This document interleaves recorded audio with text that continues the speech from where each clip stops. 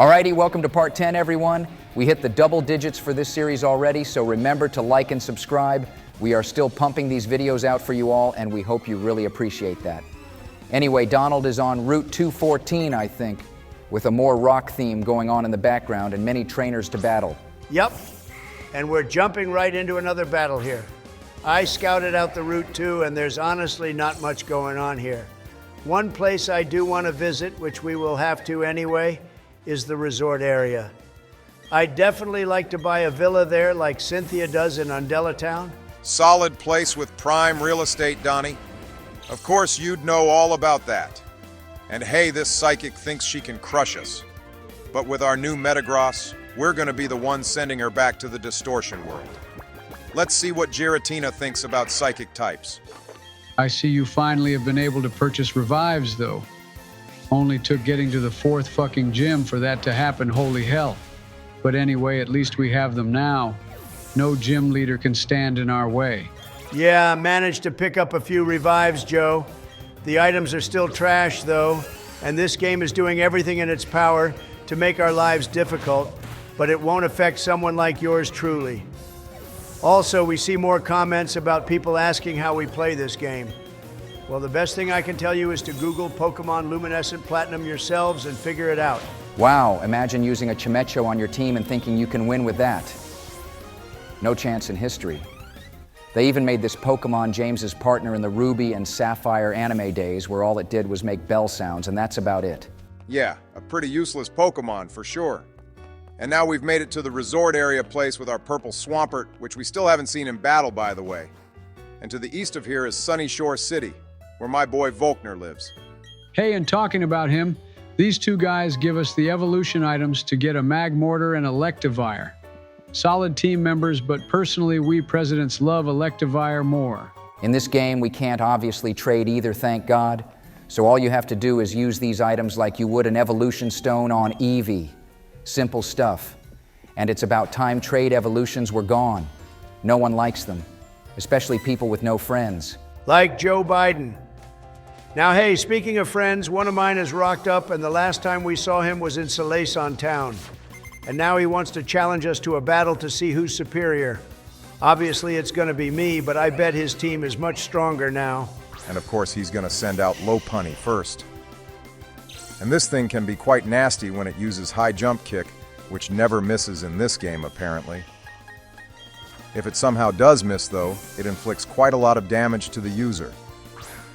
That's why I am switching out to Infernape, bro. Fighting types are super effective against normal types. And here's a fun fact about me. I bet none of you will see coming. I actually hate normal type Pokemon. I think they're so boring. But of course, Arceus is the exception to that. Yeah, we know Arceus is the love of your life, Donnie. But I can see what you mean regarding normal types. I mean, some great ones are Pidgeot, Arceus, of course, Watchog, and Stoutland. Watchog especially was a pain in the ass when Lenora used it. I had bad memories from battling that Watchog. Leave a comment if you also struggled against Lenora in Pokemon Black and White back in the day. Hang on, boys, sorry to interrupt, but where in the hell did Barry get a Nidoking from? This Pokemon doesn't come from here, and he didn't even have a Nidoran back when we last battled him. So where did this come from? He must be using hacks. Well, this is where my new Swampert will make his debut. This Pokemon right here is the strongest of all starter Pokemon, and this one especially is so cracked. It'll never ever fail me, just you guys watch. I bet he's gonna change his team about again the next time we come across him, Donald, so get ready for whatever he's gonna use next time. It seems Barry is very unpredictable in this game. He wasn't like this in Renegade Platinum, which makes things more difficult for us. My man here can throw everything he wants at us, but he'll never win. Although Rourke actually changed his team out twice on us until Donald beat him, so you're right in saying Barry could also do the same. It seems the randomness in these games are turned up to the max. I couldn't care less because I will always win.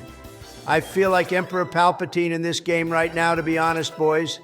I am the puppet master here, and these little peasants think they're in control when they're just my pawns. A means to an end, so to say. Oh yeah, then what happened with Rourke's battle? Losing to him 4 times sure doesn't sound like Emperor Palpatine. He only lost once. Joe, shut up, that's all besides the point. And technically he lost twice if you include that excuse of a battle with Ray, which by the way doesn't even count in my view, but I digress. Okay, we're on to his second to last Pokemon now, and it's a Dusknoir. I can't remember if he has this before either, but it's an awesome Pokemon regardless. How comes Barry didn't whip these Pokemon out when we had to partner with him against Commander Saturn? It would have been a big help. This thing has crazy high defense stats too. I remember that one Diamond and Pearl anime episode in which Dusknoir saved everyone from that ghost girl who tried taking everyone into the spirit world. Pretty scary stuff if you think about it. Also, I think Dusknoir eats food from its stomach mouth. Well, it just took out Infernape with Shadow Punch. That was pretty insane. I thought Ghost-type moves wouldn't affect Infernape since it's fighting type. Or maybe it's only the other way around, but anyway, I told you this Pokemon was strong, Donald. Not stronger than my Shelgon, though. I can't wait for this guy to evolve, too.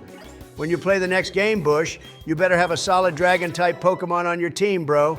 I can do the honors of choosing the one best for you, and it definitely won't be that ridiculous Apple one. That Apple one is so cute, though. It's said that children accidentally take bites out of it because they can't tell it's a Pokemon. That's basically them eating a Pokemon alive, which is crazy if you think about it. I still find it strange that Pokemon get eaten by humans. Like, I'm pretty sure Miltank gets turned into steak. But that Pokemon deserves that sort of treatment. I hope they do that to Whitney's one when it's too old to battle. They eat dogs in some Asian countries too, so you can add Lenora's Watchog to that list too. Hey, he finally evolved his Prinplup into Empoleon, though. Sinnoh has to be the best region for all its starters because all of them are just great. I've yet to see another region with that going for it. Maybe in Generation 10, though, we'll see something like that. Although Legends Arceus also had a great lineup, too, even though that's also basically Sinnoh as well. And boom, he lost again, the moron. When will he learn that he'll never ever beat us or be good at Pokemon battles? And now the only thing left to do around here is taking on Crasher Wake Donald. Yup, time to smoke this guy in his float cell, which is the complete wrong size, by the way. I hope you all saw it there standing next to him. Float cell has to be bigger than that, surely. It definitely is bigger in the anime, that's for sure. But playtime's over, boys. Crasher Wake is actually quite tough in these ROM hacks, and his first Pokemon is Gyarados too. To be honest, I have no clue on how he's going to approach this battle. He might set up spikes like every other gym leader, or just stall us, or go all out on the attack. Who knows? But I think I'll still win this on my first try. I'm banking on Venusaur clutching this thing for us. Seems he's going with one of our strats, which is boosting up our stats with Dragon Dance. You better take Gyarados out before he hits us with a flying-type move like Bounce or something, bro. That will one-shot us if it hits for sure. And of course he has a leftovers. I was waiting to see what ridiculous item Crasher Wake would have equipped on his Pokemon, and this will just be the start of it as well. I bet he'll have more stupid items on his other members, especially his ace. And our grass-type moves are barely doing any damage to this thing. How comes our Gyarados in Pokemon Storm Silver wasn't as good as this one? And the one we had in that game was a shiny too, which automatically makes it stronger. Joe, you dumbass! I'm pretty sure we've explained this to you before, but having shiny Pokemon doesn't make the team stronger. I mean, look at Donald's right now as an example. He's doing nothing to this Gyarados, and he's lost so many Pokemon in this playthrough as well. Gosh, this thing really is tanking our hits. He must have very high special defense stats if it can withstand all those seed bombs and petal blizzards. At least when it's asleep, though, it makes our life a lot easier. Not really Obama, because that leftover still activates even when Gyarados is asleep, which absolutely should not be a thing. How can it restore its health when it can't even move or attack? That feature should be banned, and the leftovers should be banned too. I should write an executive order about this bullshit. You should write an executive order about how Rourke should be barred from being a gym leader since he creamed you 4 times, dude. If it was me, I'd strip him of his gym leader license and make him work in the mines full time. Can't have child labor anymore, Bushy. It's not the Victorian era. And I'm pretty sure Rourke is in his 20s at least. The oldest gym leader in the Sinnoh region is probably Byron or this fool we're battling right now. Then I'd say Fantina is next. Volkner is probably in his late 20s, early 30s. Flint is also in his 20s as said in the anime. Something I'd like to see is a battle with Volkner versus Byron. They say Volkner is the strongest gym leader, strong enough to take on the Elite Four, so I wonder how he'd do against steel types. Well, Bertha is a ground-type elite, four-member Joe, and Volkner uses pure electric types pretty much, so I'm sure he'd lose to her. As strong as he is, you can't get over a type weakness like that one. It's just such a big deal. Okay, so Crasher Wake cornered me just now, boys, and I had to use my one and only Hyper Potion to restore Venusaur's health. Lapras, being an ice type, also was going to be a challenge. I'm just glad Gyarados didn't hit us with any flying type moves, though. You put it to sleep and took it out, though, Donald, which was smart. Sleep Powder's turning out to be such a great move, even though you still haven't got the TM for Toxic yet, which isn't so great. That's 2 Pokemon down, though, and 4 more still to go. Oh God, Azumarill is either going to be easy or an absolute demon to deal with. I really don't like them, and remember it's Fairy type in this game, too. Donald won't be stupid enough to send out Shelgon for this battle. But you were right about this Azumarill, dude. We're gonna take it out, but it still did hit us really hard. Okay, we're slowly getting through his team, and now he has a Sharpedo.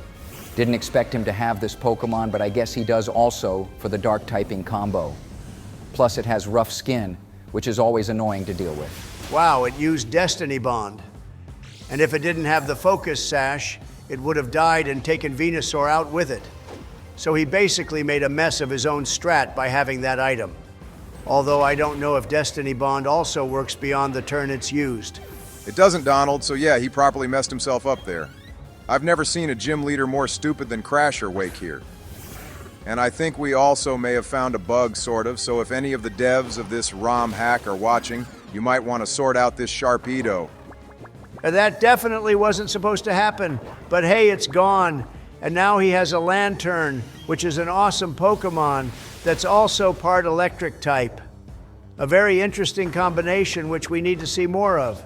The sleep strat strikes again, though. Not that this thing could have really done much damage to us anyway.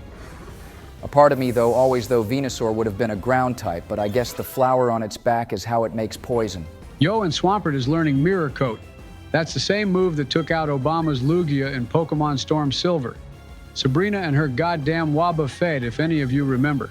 I think that move was Mirror Shot, but it definitely had the word mirror in it.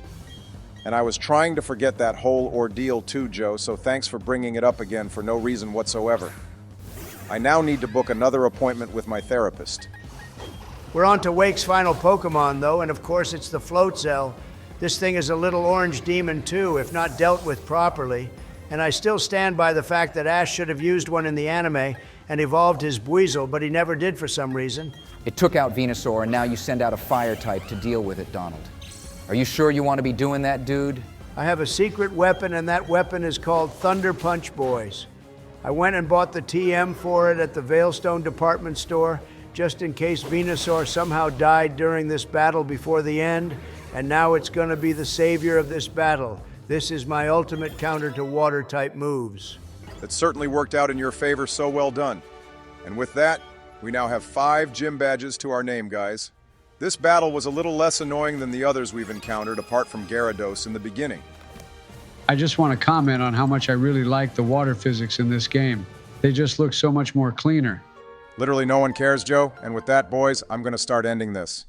So thanks so much for watching, everyone. Hit that like and subscribe button and join our channel if you want early access to videos. Yeah, part 11 will be out soon, everyone, and that's when things really start kicking off with regards to Team Galactic. I can't wait to rebattle the commanders and one-shot them all with my cracked, overpowered team. Well, things will definitely start off with a bang in the next episode because Team Galactic are going to bomb the Safari Zone and the lakes with a special red chain bomb that can open up portals into time and space. I mean, if I was Arceus and I saw all this going on, I'd come down and sort them out because what Team Galactic are essentially doing is playing God.